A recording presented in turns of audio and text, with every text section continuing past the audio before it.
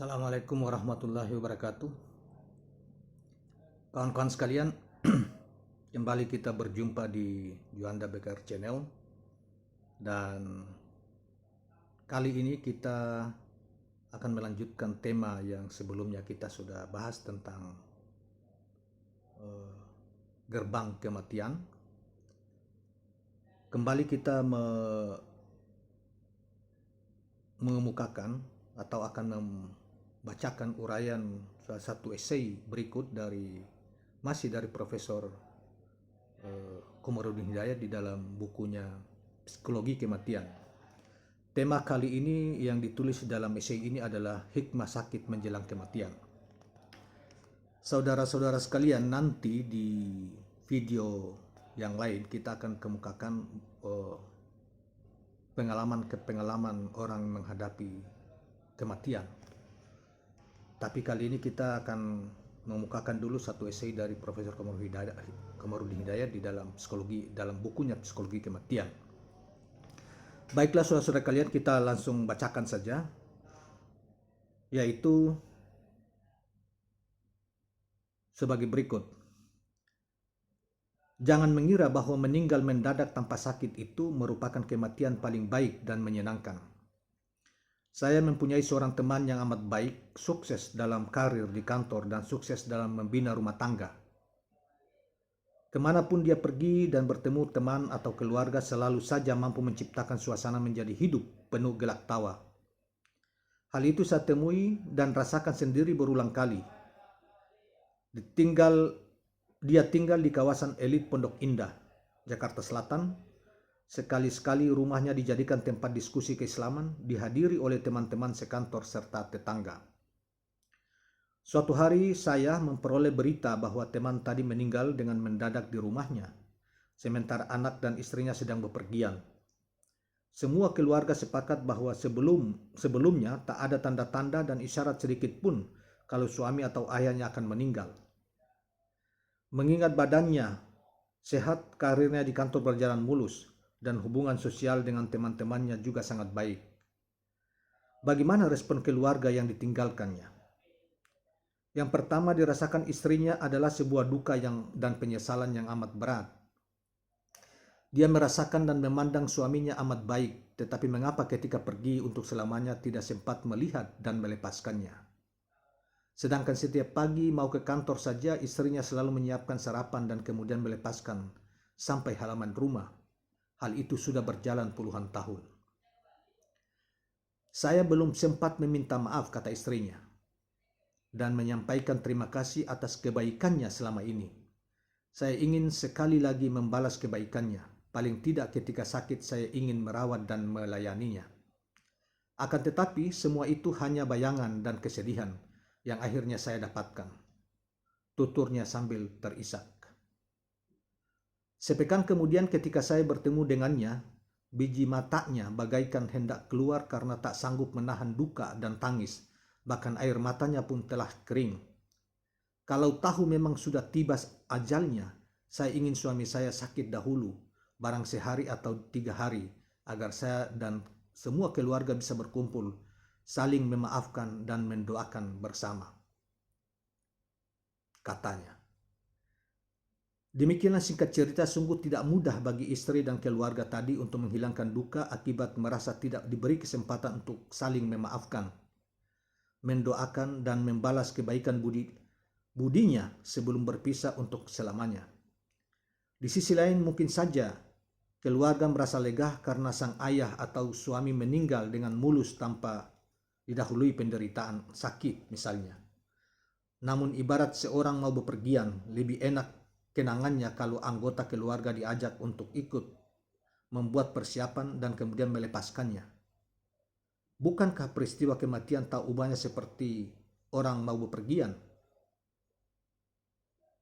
Beberapa teman dekat dari almarhum bercerita kepada saya, kondisi istri yang ditinggalkannya sungguh sangat mengundang iba. Sangat berat untuk mengembalikan kondisi jiwanya, agar merelakan suaminya yang telah meninggal karena yang tergores adalah sebuah luka dan penyesalan. Mengapa tidak diberi kesempatan untuk saling memaafkan dan mengurusnya ketika sakit menjelang wafatnya? Di saat seorang sakit dan sudah memiliki insting akan datangnya kematian, Rasulullah Shallallahu Alaihi Wasallam mengajarkan agar dia senantiasa berprasangka baik pada Tuhan. Apapun yang terjadi, termasuk sakit yang dideritanya, hendaknya disikapi sebagai anugerah Tuhan agar seorang semakin khusyuk dan benar-benar pasrah kepadanya. Sakit menjelang kematian adalah tali penghubung seseorang dengan Tuhannya. Jika yang bersangkutan senantiasa pasrah, berdoa, mohon ampun dan selalu berprasangka baik kepadanya, maksudnya kepada Allah Subhanahu wa taala. Rasulullah Shallallahu alaihi wasallam bersabda, jika seseorang sakit menjelang kematian lalu dia menyikapinya dengan penuh kepasrahan dan kesabaran, maka dosa-dosanya akan berguguran bagaikan seorang yang mandi, sehingga kotoran yang melekat pada badannya akan lepas. Doa yang diajarkan pada kita adalah, ya Allah, ringankanlah dan mudahkanlah urusan kami di saat sakratul maut, dan tolonglah kami untuk bisa mengakhiri hidup dengan husnul khatimah atau akhir yang baik, yang bagus. Oleh karena itu ajaran Islam melarang praktik mercy killing, yaitu mengakhiri hidup dengan bunuh diri melalui obat akibat tidak tahan menanggung penyakit yang menimpahnya.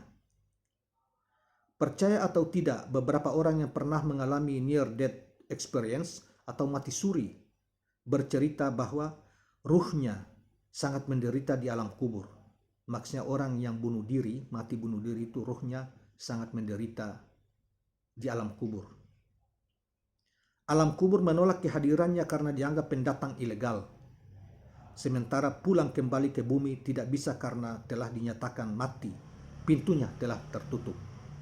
Saudara-saudara sekalian, inilah uraian beliau yang singkat tentang hikmah menjelang kematian. Seperti juga yang kita ketahui bahwa banyak para ulama juga mengulas tentang soal sakit menjelang kematiannya, yang membawa kematiannya. Orang yang sakit, bahkan ada yang sakit berpuluh tahun, bertahun-tahun, bahkan ada yang sakit hanya 1-2 hari kemudian meninggal dunia. Dikatakan orang yang sakit, bahkan oleh orang-orang mungkin dalam pandangan kita mungkin dianggap sebagai laknat. Tetapi para ulama Islam mengatakan bahwa orang yang sakit sebelum meninggal dan mengantarnya kepada ke gerbang kematian, sesungguhnya orang itu telah dibersihkan dari dosa-dosanya, seperti yang digambarkan dalam hadis tadi, dengan sikap pasrah. Karena ketika orang sakit, sungguhnya kalau dia menyadari, orang yang beriman sungguh sangat dekat kepada Tuhannya, dia pada saatnya dia akan banyak berdoa, minimal berzikir mengingatnya. Oleh karena itu ketika orang sakit, sebetulnya itu juga pintu untuk membangun kesadaran, pintu untuk bertaut mengingat kepada Tuhan Sang Pencipta semesta alam, dan selalu memohon ampunan, bahkan mengingat, berzikir, menyebut namanya, dan memohon ampunan atas segala dosa atau kesalahan yang dia lakukan semasa sebelum sakitnya.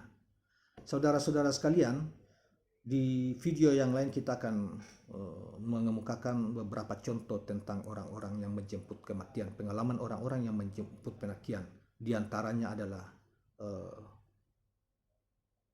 cucu Rasulullah Husain bin Abi Thalib di Karbala. Terima kasih kawan sekalian, mudah-mudahan ada manfaatnya. Dan sebelum kita akhiri, jangan lupa share channel ini dan subscribe. Terima kasih. Assalamualaikum warahmatullahi wabarakatuh.